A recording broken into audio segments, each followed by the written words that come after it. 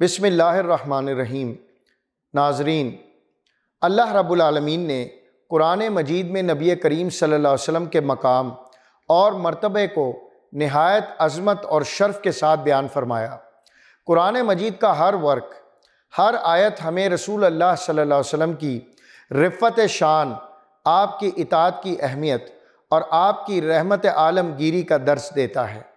اللہ تعالیٰ نے فرمایا وَرَفَعْنَا لَكَ ذِكْرَكَ، اور ہم نے آپ کے لیے آپ کا ذکر بلند کر دیا۔ یعنی دنیا کے ہر خطے میں، ہر زمانے میں اللہ کے نام کے ساتھ محمد صلی اللہ علیہ وسلم کا نام لیا جاتا ہے۔ اذانوں میں، اقامتوں میں، خطبوں میں، نمازوں میں، درود اور سلام کی صورت میں اللہ تعالیٰ نے آپ صلی اللہ علیہ وسلم کا تذکرہ بلند کر دیا ہے۔ اللہ رب العالمین نے نبی کریم صلی اللہ علیہ وسلم کو تمام جہانوں کے لیے رحمت بنا کر بھیجا۔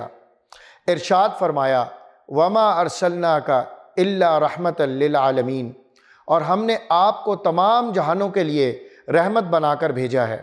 نبی کریم صلی اللہ علیہ وسلم کی رحمت نہ صرف مسلمانوں کے لیے ہے بلکہ تمام انسانوں، جنات، بلکہ ساری مخلوق کے لیے ہے۔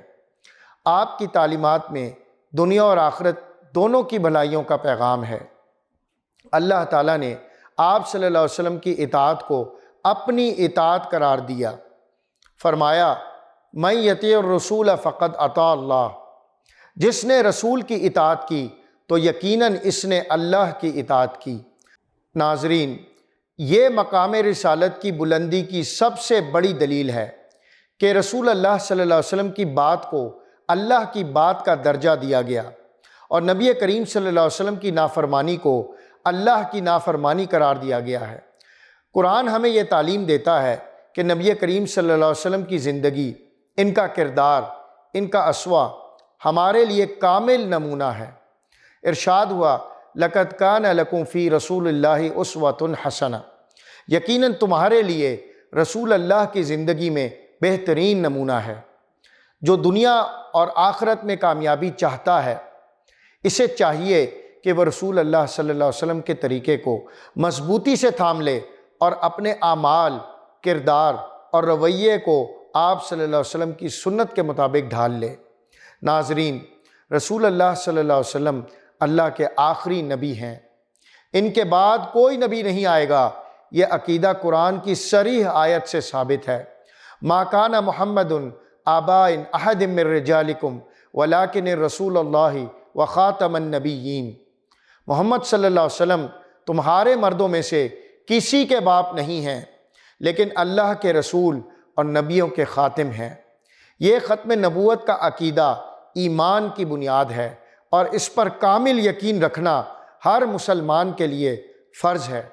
ناظرین، رسول اللہ پر ایمان لانا، آپ سے سچی محبت رکھنا، آپ کی عزت و توقیر کرنا اور آپ کی لائی ہوئی شریعت کی کامل اتباع کرنا، یہ سب ایمان کا لازمی حصہ ہے۔ اللہ تعالیٰ نے فرمایا بس جو لوگ نبی صلی اللہ علیہ وسلم پر ایمان لائے، ان کی تعظیم کی، ان کی مدد کی اور اس نور قرآن کی پیروی کی جو ان کے ساتھ نازل ہوا، وہی لوگ کامیاب ہوں گے۔ ناظرین، آئیے ہم دل کی گہرائی سے اللہ سے دعا کریں، اے اللہ ہمیں اپنے نبی کریم صلی اللہ علیہ وسلم کی سچی محبت نصیب فرما، ہمیں ان کی سنت پر چلنے کی توفیق عطا فرما، ہمیں قیامت کے دن آپ صلی اللہ علیہ وسلم کی شفاعت نصیب فرما اور ہمیں آپ صلی اللہ علیہ وسلم کے ساتھ حوض کوثر سے پانی نصیب فرما۔ آمین یا رب العالمین۔